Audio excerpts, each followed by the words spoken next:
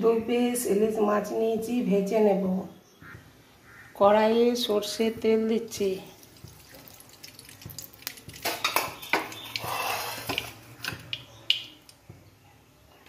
মাছটা ভেজে নিচ্ছি।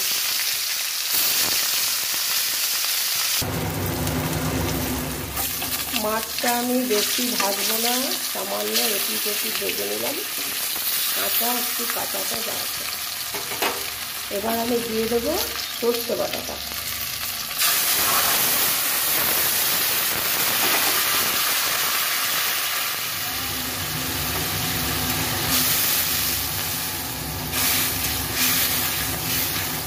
সর্ষে বাটাটা বেশি ফোটাবো না, ফোটালে তেতো হয়ে যায়। যার জন্য সামান্য হলুদ আর লবণ দেবো, একটু চিনি দেবো।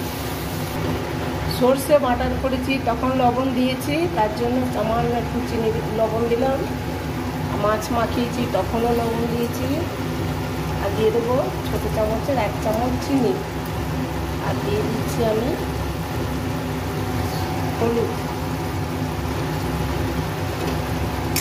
এবার মাছটা একটু কাঁচা তেল ছড়িয়ে নামিয়ে নেব।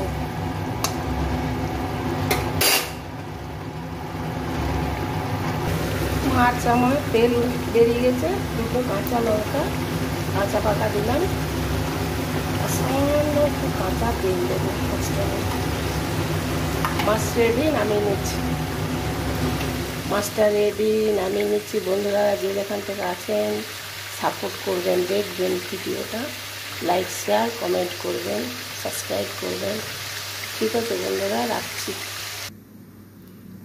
রেডি।